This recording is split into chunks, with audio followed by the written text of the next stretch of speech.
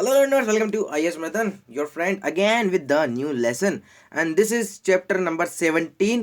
President की बात कर रहे थे हम। लास्ट लेसन तक हमने लास्ट लेसन में हमने इमरजेंसीज को कंप्लीट कर लिया। एक रिक्वेस्ट है गाइस आपसे, प्लीज़ जितना हो सके ना उतना इसको लाइक करो, बिकॉज लाइक जब तक नहीं करोगे ना, जब तक यूट्यूब की एल्गोरिदम्स ऐसे काम करती है, जब तक आप लाइक नहीं करेंगे ना तब तक ये रीच नहीं बढ़ाएगा, ठीक है, उस पर्टिकुलर। और जहाँ तक हम पहुँचना चाह रहे हैं, जो कि लोग अफोर्ड नहीं कर सकते अच्छी क्वालिटी एजुकेशन, वहाँ तक हम पहुँचना चाह रहे हैं। और उसके लिए आपको लाइक करना पड़ेगा और शेयर करो बस, ठीक है। और मेहनत तो सब कर ही रहे हैं अपन, तो करते हैं स्टार्ट प्रेसिडेंट से। तो आर्टिकल नंबर 52 से लेकर के 78 पार्ट 5 में ऑफ कॉन्स्टिट्यूशन में आता है। बेसिकली वो डील करता है यूनियन एग्जीक्यूटिव से। ओके, यूनियन एग्जीक्यूटिव क्या है सर एंड मैम? तो यूनियन एग्जीक्यूटिव के अंदर आते हैं हमारे president, vice president, prime minister, council of minister और हमारे attorney general of India. This is very important, याद रखना, ये हमारे एग्जीक्यूटिव है, यूनियन के एग्जीक्यूटिव है। ओके, और प्रेसिडेंट क्या है? प्रेसिडेंट इंडियन स्टेट के हेड है। ओके, हेड ऑफ गवर्नमेंट कौन होता है? हेड ऑफ गवर्नमेंट होता है प्राइम मिनिस्टर। लेकिन इंडिया एज ए स्टेट, उसके हेड कौन है? राष्ट्रपति, क्योंकि जितने भी काम होते हैं वो राष्ट्रपति के नाम पे होते हैं। तो ये हमारे कंट्री के फर्स्ट सिटीजन है एंड कंट्री का जो यूनिटी, इंटीग्रिटी एंड सॉलिडारिटी है, उसके सिंबल है राष्ट्रपति हमारे। तो इलेक्शन किस तरीके से होते हैं, चलिए ये समझते हैं।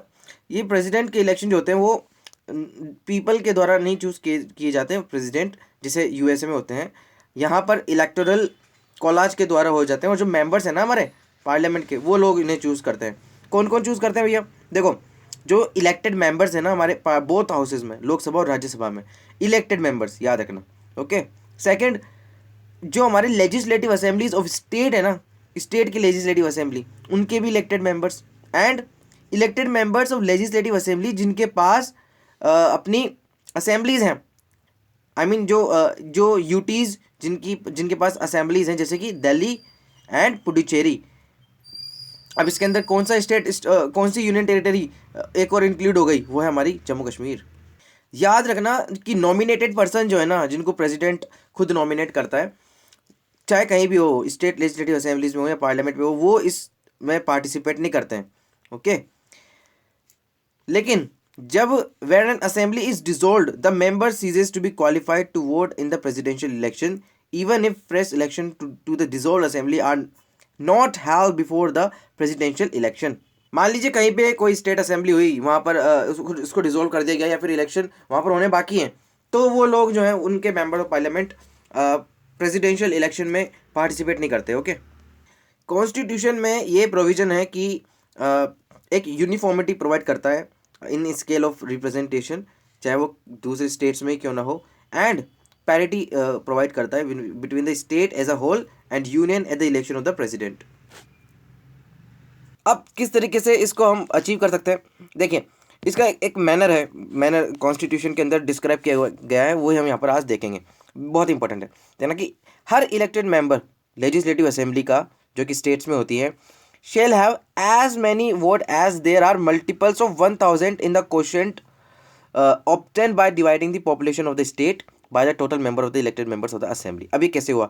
देखो, इसके अंदर ये पॉपुलेशन वर्ड दे रखा है।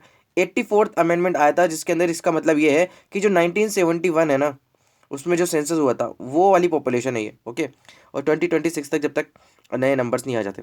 सो इसका फॉर्मूला देख लो कि एमएलए की वोट का वैल्यू क्या होगा। इसका फॉर्मूला ये है कि जो टोटल पॉपुलेशन है स्टेट की upon total number of elected members in the state assembly into 1/1000। तो जो भी आएगा, जो भी इसका रिमेनिंग आएगा, वो बेसिकली वैल्यू ऑफ एक वोट ऑफ एमएलए है। Okay, second, every elected member of either house of the parliament shall have such number of votes as many as be obtained by dividing the total number of the votes assigned to the member of the legislative assemblies to the state by the total number of the elected members of the both of the houses। अब इसका यहाँ पर देखो, समझो, अभी हमने state assemblies का देखा, अब हमको एक एमपी के वोट की वैल्यू पता करनी है, तो वो कैसे करेंगे हम? So total value of votes of all MLAs of the state, यानी कि हमने एक एमएलए की वैल्यू निकाली, ठीक है, एक एमएलए की वोट की वैल्यू निकाली। लेकिन अब जितने भी एमएलएज है ना पूरी कंट्री में, सारे स्टेट्स में इलेक्टेड, जो कि पार्टिसिपेट करने वाले प्रेसिडेंशियल इलेक्शन में, उन सबके वोट की वैल्यू अपॉन जो जितने भी इलेक्टेड मेंबर्स है पार्लियामेंट में, जितने भी हैं हमारे 540 545 या 552 मेंबर्स हैं जो कि इलेक्टेड हैं, ठीक है। सो ये वैल्यू जो इसको हमको डिवाइड कराना पड़ेगा, तब जा कर के एक एमपी के वोट की वैल्यू आएगी। तो इस सिस्टम को क्या बोलते हैं? Proportional representation by means of single transferable vote and the voting is by secret ballot, यानी कि पता नहीं चलेगा किसने किस कैंडिडेट प्रेसिडेंशियल कैंडिडेट को वोट दिया, ओके। लेकिन this system ensures that their successful candidate is return by absolute majority. देखो 50+1 की जो मेजोरिटी होती है वो लेना बहुत ज़रूरी है इसके अंदर, यानी कि इसमें मेजोरिटी वोट वाला सिस्टम नहीं चलता कि अगर आपके 35% आए हैं और 10 पार्टियों के 5-5, 10-10 परसेंटेज वोट्स आए हैं, लेकिन सबसे ज़्यादा जिसको वोट मिलते हैं वही इलेक्टेड होता है। लेकिन प्रेसिडेंशियल इलेक्शन में आपको एब्सोल्यूट मेजोरिटी चाहिए होती है, ओके। सो एक फिक्स्ड कोटा ऑफ वोट्स है जिसके अंदर कैंडिडेट को यहाँ पर सिक्योर करना होता है। सो इलेक्टोरल कोटा का यहाँ पर फॉर्मूला दे रखा है कि total number of valid vote polls upon 1+1 and फिर इसको जब हम डिवाइड कर देंगे तब इसको +1 से +1 उसमें कर दिया जाता है। क्यों? क्योंकि तभी ही जो है वो 50+1 का यहाँ पर हम कहते हैं एब्सोल्यूट मेजोरिटी आएगा, क्योंकि यहाँ पर एक ही कैंडिडेट है जो कि प्रेसिडेंट के तौर पर निकलेंगे, ठीक है। And +1 and adding 1 to the quotient. हर मेंबर को इलेक्टोरल कोलाज में एक बैलेट पेपर दिया जाएगा जिसके अंदर उन्हें अपने वोट कास्ट करने पड़ेंगे, लेकिन ये प्रेफरेंस बेसिस पे होते हैं, यानी कि अगर 4 पार्टी हैं, 4 पार्टी के 4 कैंडिडेट्स हैं, तो उनको प्रेफरेंस देना पड़ेगा 1 2 3 4 etcetera, okay, against the name of the candidate. इसका मतलब ये है कि वोटर जो हैं वो प्रेफरेंस के बेसिस पे चूज़ किए जाएंगे यहाँ पर, ठीक है। इसमें फेजेस में होता है इलेक्शन। कैसे? फर्स्ट फेज में होगा कि फर्स्ट प्रेफरेंस वाला जो वोट्स हैं वो काउंट किए जाएंगे सारे कैंडिडेट्स के, A B C D, ठीक है। अब इसमें जिनको 1-1-1-1 मिले हैं उनके काउंट किए जाएंगे, जिसके सबसे ज़्यादा होंगे जिसके सबसे कम होंगे उसको लिस्ट आउट कर दिया जाएगा, ये बाहर हो जाएंगे प्रेसिडेंशियल रेस से, ठीक है। एंड इसकी जो सेकंड प्रेफरेंस होगी, जो हारने वाला है, इसकी जो सेकंड प्रेफरेंस होगी, votes are transfer to the first preference of the other candidate, यानी कि यहाँ पर अगर 2 है और इसके प्रेफरेंस में, और बेसिकली जो हमारे मतलब इसकी जो सेकंड प्रेफरेंस है उसमें अगर A लिखा हुआ है, ठीक है, सो वो A की फर्स्ट प्रेफरेंस में काउंट हो जाएगी। सिंपल। ये प्रोसेस जब तक चलती रहेगी जब तक कि एक कैंडिडेट के पास 50+1 का जो मेजोरिटी रेशियो है वो ठीक है नंबर हो नहीं जाता। जितने भी डाउट्स एंड डिस्प्यूट्स हैं प्रेसिडेंशियल इलेक्शन से रिलेटेड वो सुप्रीम कोर्ट में जाते हैं और उसी का डिसीजन यहाँ पे फाइनल होता है। अब यहाँ पर कॉन्स्टिट्यूएंट असेंबली में जब इसका डिस्कशन हुआ तो इनडायरेक्ट इलेक्शन को क्रिटिसाइज़ किया गया by the constituent assembly members कि डायरेक्ट इलेक्शन होने चाहिए ना कि इनडायरेक्ट। तो कॉन्स्टिट्यूशन मेकर्स ने इनडायरेक्ट इलेक्शन बेसिकली चूज़ क्यों किया? तो पहला इसका रीज़न ये था कि प्रेसिडेंट जो है वो एक नॉमिनल एग्जीक्यूटिव है, ना कि रियल एग्जीक्यूटिव, ओके। और प्रेसिडेंट ये जो सिस्टम है ना इनडायरेक्ट इलेक्शन का, वो पार्लियामेंट्री सिस्टम से बहुत हारमोनी में है। क्यों? क्योंकि देखो अगर हम डायरेक्टली इलेक्ट कराएंगे तो रियल पावर किसके हाथ में रहेगा, ये कॉन्फ्लिक्ट रहेगा और एक एनोमली क्रिएट हो जाएगी। सेकंड, ये बहुत ही कॉस्टली और time consuming, energy consuming exercise है, ठीक है। डायरेक्ट इलेक्शन कराना, हमारी कंट्री में हर 2 साल में इलेक्शन होते हैं, ठीक है, कहीं ना कहीं किसी ना किसी एरिया में इलेक्शन चलते रहते हैं। तो अगर ये एक और इलेक्शन हो जाएगा तो ये बहुत ही जो है कॉस्टली प्रोसेस है। सो बहुत ही अनवारंटेड है, ओके। अगर इतना ज़रूरी होता तो ज़रूर करवाते, लेकिन इतना ज़रूरी नहीं है because it is a symbolic had. कुछ मेंबर्स ने ये भी सजेस्ट किया कि सिर्फ 2 houses of the parliament he choose करेंगे, लेकिन ऐसा नहीं हुआ क्योंकि इन्होंने कहा कि अगर यूनियन में एक ही पार्टी पावर में रही, वन पॉलिटिकल पार्टी जो कि कांग्रेस थी उस टाइम पे, तो उसी पार्टी का जो कैंडिडेट है हमेशा वही प्रेसिडेंट बनेगा, okay. So this is not right. Qualification देख लें तो प्रेसिडेंट की हमारे तो सिटीज़न होना चाहिए इंडिया का definitely, and he should have completed 35 years of the age. So this is very important, 35 years of the age. ये लोकसभा में इलेक्शन लड़ने के लिए क्वालिफाई होने चाहिए। सेकंड, थर्ड हो चुका। फोर्थ है it should not hold any office of profit, इसको भी अच्छे से डिफाइन नहीं किया तो ये भी दिक्कत है, अंडर द यूनियन गवर्नमेंट और एनी स्टेट गवर्नमेंट। और कोई भी लोकल अथॉरिटी या पब्लिक अथॉरिटी में। तो सिटिंग प्रेसिडेंट और जो vice president of the union है, गवर्नर ऑफ एनी स्टेट है, union of minister of union है, और any state is not deem to be hold as any as office of profit and hence qualified as a presidential candidate. Okay, so ये एक important है। अब इनका nomination कैसे होगा? प्रेसिडेंट के नॉमिनेशन के लिए ना 50 elector, at least 50 electors as proposers होने चाहिए और 50 इलेक्टर्स एज द सेकेंडर्स, यानी कि 50 लोगों ने उनको यहाँ पर प्रपोजर के तौर पर नाम दिया और 50 इलेक्टर ने सेकेंडर यानी कि उसको सपोर्ट किया। तो every candidate has to make a security deposit of 15,000, 15,000 का सिक्योरिटी डिपॉजिट करना पड़ता है आरबीआई में। और अगर प्रेसिडेंशियल कैंडिडेट को 1/6 वोट नहीं मिला इलेक्शन में, तो उनके ये जो अमाउंट है ना जो आरबीआई में, उसको फोरफीट यानी कि वापस नहीं होंगे वो। ठीक है। सो 1997 में प्रपोजर्स एंड सेकेंडर्स 10-10 थे, यानी कि 10 होने चाहिए, ज़रूरी है। और जो सिक्योरिटी डिपॉजिट था वो ओनली 2,500 रुपीज़ था। 1997 में ये इसको बढ़ा दिया गया ताकि जो नॉन सीरियस कैंडिडेट्स हैं उनको हटा दिया जाए। तो अब देखते हैं ओथ कैसे होती है प्रेसिडेंट की। ओथ बेसिकली बिलीवर्स लेते हैं और अफर्मेशन 33 लोग लेते हैं। सो प्रेसिडेंट को कहा जाता है basically he swears that to faithfully execute the office, to preserve, protect and defend the constitution and the law. Third है to devote himself to the service and the wellbeing of the people of India. अब यहाँ पर list दे रखी है राष्ट्रपति की, हमारे जितने भी प्रेसिडेंट हुए हैं आज़ादी से लेकर अभी तक। लेकिन देखो ये कोई पूछा नहीं जाएगा एग्जाम में आपसे डायरेक्टली कि आप बताएं, ठीक है। लेकिन आपको एज एन इंडियन सिटीजन ये सब बातें याद होनी चाहिए और एज एन स्टूडेंट भी, ठीक है। सो और ये इससे आप जो है स्टोरी के तौर पर याद रख सकते हैं कि अगर 1997 में कोई घटना हुई तो आप उससे ये पता लगा सकते हैं कि उस टाइम पे राष्ट्रपति कौन थे। ठीक है, ज्ञानी जेल सिंह उस टाइम पे जब हम कह सकते हैं कि राजीव गांधी के टाइम पे थे, तो उससे आप कनेक्ट कर सकते हैं। इस तरीके से जो स्टोरीज़ हैं, जो इवेंट हुए हैं, उससे आप कनेक्ट करें। तो 1952 में राजेंद्र प्रसाद जी बने, इन्होंने केटी शाह को हराया। केटी शाह मेरे फेवरेट पर्सन है कॉन्स्टिट्यूएंट असेंबली में, मैंने पहले ही बताया था। अब क्यों है ऐसा, ये आप जब कॉन्स्टिट्यूएंट असेंबली की डिबेट पढ़ेंगे ना तब आपको पता चलेगा, कभी लाने की कोशिश करूँगा, ठीक है। 1957 में फिर से राजेंद्र प्रसाद, डॉक्टर राजेंद्र प्रसाद इलेक्ट किए वापस से। इस बार इन्होंने NN दास को हराया, राइट। नेक्स्ट 1962 में जो इलेक्शन होते हैं तब डॉक्टर सर्वपल्ली राधाकृष्णन जो वाइस प्रेसिडेंट थे उनको प्रेसिडेंट चूज़ किया, जो जिन्होंने हरिराम जी को हराया, ठीक है। 1967 में जो इलेक्शन हुए तब डॉक्टर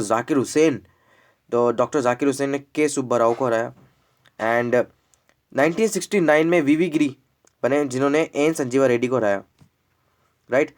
उसके बाद फ़खरुद्दीन अली अहमद, इन्होंने त्रिदेव चौधरी को हराया। N Sanjeeva Reddy unopposed elect किए गए थे। ज्ञानी जेल सिंह और इन्होंने HR खन्ना को हराया। R वेंकटरमन जिन्होंने V कृष्णा अय्यर को हराया।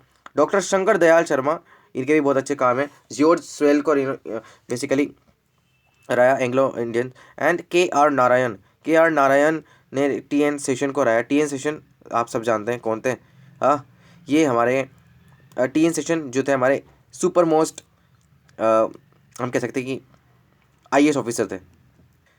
आज इलेक्शन कमीशन की जो हम कंडीशन देखते हैं, इतनी ज़बरदस्त और इतना पावरफुल इंस्टीट्यूशन है, तो वो किसकी बदौलत है? TN सेशन की, ओके। कैबिनेट सेक्रेटरी भी थे ये। सो उसके बाद डॉक्टर APJ अब्दुल कलाम बने। चलो मुझे कोई बताओ कि अब्दुल कलाम APJ का फुल फॉर्म क्या है, ठीक है, मुझे कमेंट सेक्शन में बताओ, बहुत ही जनरल क्वेश्चन है। इन्होंने लक्ष्मी सहगल जो कि आज़ाद हिंद फौज में बटालियन की कैप्टन थी, राइट, झांसी रानी क्या उनकी बटालियन थी।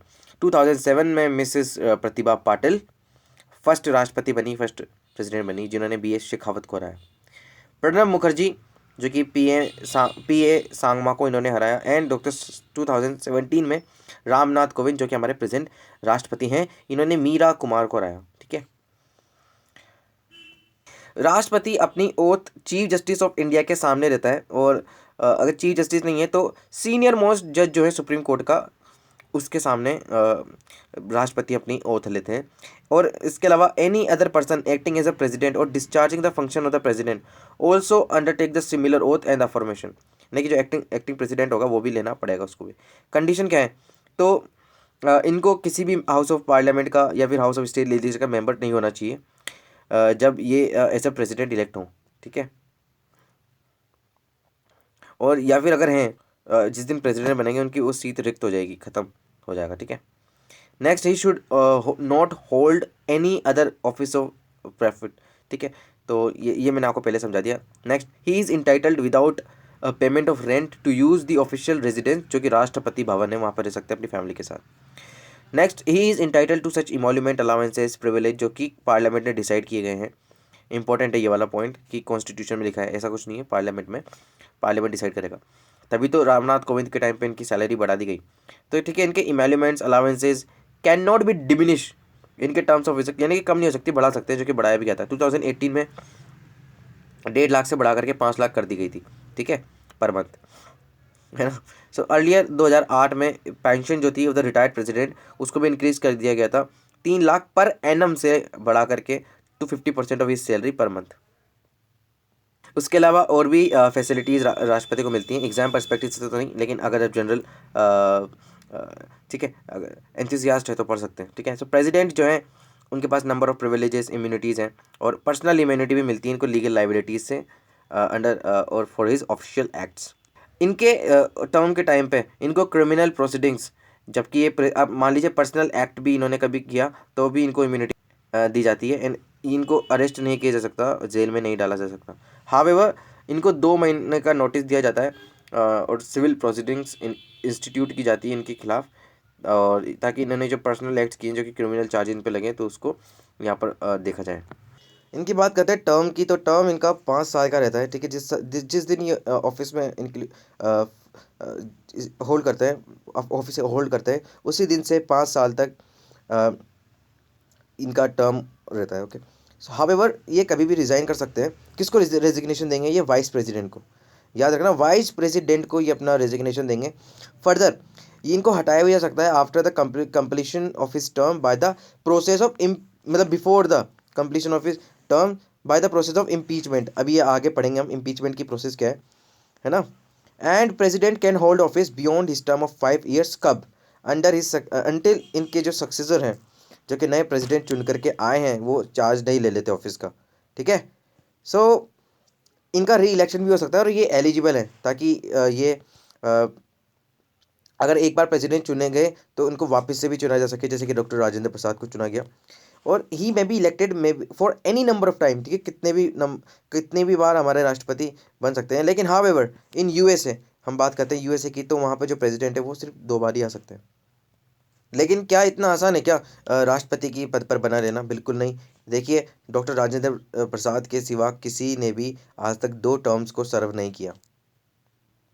तो इम्पीचमेंट की प्रोसेस की अगर हम बात करें तो इसके अंदर सबसे पहले आता है वायलेशन ऑफ द कॉन्स्टिट्यूशन। अगर कॉन्स्टिट्यूशन का वायलेशन कर दिया तब हो सकता है। हावेवर ये वर्ड जो है कॉन्स्टिट्यूशन में डिफाइन नहीं है कि वायलेशन ऑफ द कॉन्स्टिट्यूशन से आपका मतलब क्या है। सो जो इम्पीचमेंट चार्जेस हैं वो कोई भी house of the parliament, Lok Sabha हो चाहे राज्यसभा, इनिशिएट कर सकती हैं। एंड इस इन चार्जेस को बेसिकली 1/4 मेंबर्स जो हैं हाउस के, उनके द्वारा साइन किया जाना ज़रूरी है, ओके। ताकि ये चार्जेस जो इन्होंने फ्रेम किए हैं उन्हें 1/4 ऑफ द मेंबर से साइन कराना ज़रूरी है। एंड 14 दिन का नोटिस दिया जाएगा प्रेसिडेंट को जब ये चार्जेस फ्रेम हो जाएंगे, ठीक है। जब जो इम्पीचमेंट रेजोल्यूशन पास हो जाता है तब मतलब उसके लिए 2/3 ऑफ द मेजोरिटी चाहिए ऑफ द हाउस की। एक पर्टिकुलर हाउस में जब ये इम्पीचमेंट रेजोल्यूशन को पास करना होता है तो 2/3 मेजोरिटी चाहिए। फिर उसके बाद ये दूसरे हाउस में भेजा जाता है, यस। फिर वो इसको जो कि इसको इन्वेस्टिगेट करते हैं। प्रेसिडेंट के पास ये राइट है कि वो जा सकते हैं इस तरीके की इन्वेस्टिगेशंस में और अपने आप को अपीयर कर सकते हैं और प्रेजेंट रह सकते हैं वहाँ पर। अगर जो अदर हाउस है जिस उसने भी अगर इन चार्जेस को सस्टेन कर दिया और इम्पीचमेंट रेजोल्यूशन वहाँ पर भी पास हो गया 2/3 मेजोरिटी से, तो फिर प्रेसिडेंट के पास कोई चांस नहीं होता, उनको अपने ऑफिस से जाना ही पड़ता है, ओके। इम्पीचमेंट एक क्वासी जुडिशियल प्रोसीजर है। इस कॉन्टेक्स्ट में 2 चीज़ें ज़रूरी है याद रखना। पहला कि जो नॉमिनेटेड मेंबर्स है ना either house of the parliament के, वो पार्टिसिपेट करते हैं इसके अंदर, ठीक है। लेकिन वो इनके इलेक्शन में पार्टिसिपेट नहीं करते हैं। देखो, इलेक्शन में तो इसलिए नहीं करते क्योंकि इनको चुनाई किस द्वारा जाता, किन के द्वारा जाता है? प्रेसिडेंट के। लेकिन इम्पीचमेंट से तो कोई मतलब ही नहीं है ना राष्ट्रपति का, आई मीन जो ये नॉमिनेटेड मेंबर्स है उनका, इसलिए वो इस पर पार्टिसिपेट करते हैं। सेकंड, जो elected members of the legislative assembly है ना और जो यूटी है, वो इसके अंदर पार्टिसिपेट नहीं करते। याद रखना, जबकि वो इलेक्शन में पार्टिसिपेट करते हैं। सो ये है यहाँ पर, ठीक है। No president has been so far impeached, हमारे राष्ट्रपति कोई को भी आज तक हटाया नहीं गया इस तरीके से। वैकेंसी कब कब आती है राष्ट्रपति के ऑफिस में? पहला, उसके अगर 5 साल कंप्लीट हो गए हो। सेकंड, जब उन्होंने रेजिग्नेशन दे दिया हो। थर्ड, उनके इम्पीचमेंट के प्रोसीजर के थ्रू उन्हें हटा दिया गया हो। नेक्स्ट, उनकी डेथ के, जब उनकी डेथ हो गई हो तब हटा दिया हो। नेक्स्ट, कोई भी अदरवाइज, जैसे कि when he becomes disqualified to hold the office और when his election is declared void, यानी कि इलेक्ट कर दिया लेकिन उनके इलेक्शन को फिर नल एंड वॉइड डिक्लेयर कर दिया गया, तब वो अपने इस प्रेसिडेंशियल सीट को छोड़ना पड़ता है। देखिए, अगर इनका टाइम कंप्लीट हो जाता है, एक्सपायरेशन ऑफ द टाइम हो जाता है, तब जो वैकेंसी होती है उसको फिल करने के लिए इलेक्शन कराए जाते हैं। लेकिन अगर मान लीजिए डिले हो गया ड्यू टू एनी रीज़न, तो ये जो आउटगोइंग प्रेसिडेंट है ना, वो जब तक अपना ऑफिस नहीं छोड़ेंगे तब तक नया सक्सेसर नहीं आ जाता, ठीक है, चाहे वो 5 साल के कितने ही बाद इलेक्शन हो, लेकिन जल्द से जल्द कराने की कोशिश करते हैं। Okay, so this is provided by the constitution, ताकि किसी तरीके का कॉन्फ्लिक्ट ना हो। सेकंड, जो वाइस प्रेसिडेंट है, इस वाले बेसिस पर, यानी कि प्रेसिडेंट का एक्सपायरेशन हो गया टाइम का, टर्म का, तब उसको चांस नहीं मिलता कि वो प्रेसिडेंट की तरह सीट, मतलब जो है चार्ज लें। ओके, लेकिन अगर रेजिग्नेशन दिया जाता है, रिमूवल किया जाता है, डेथ होती है, या फिर अदरवाइज वाला जो रीज़न है अदर देन दी फर्स्ट, तब जो वाइस प्रेसिडेंट है, बेसिकली अगर इस तरीके के इंसिडेंट होता है, इस तरीके के ग्राउंड पे सीट वैकेंट होती है, तब 6 मंथ्स के अंदर अंदर इलेक्शन कराना ज़रूरी है। ओके, और जो नया प्रेसिडेंट यहाँ पर जो इलेक्ट होगा ना, वो अपने 5 सालों के फुल टर्म के लिए इलेक्ट होगा। एंड जब president resignation, removal and death और अदरवाइज की वजह से होता है, मैंने कहा ना, प्रेसिडेंट वाइस प्रेसिडेंट प्रेसिडेंट के तरह एक्ट करते हैं, और जब तक नया प्रेसिडेंट इलेक्ट नहीं हो जाता, ठीक है।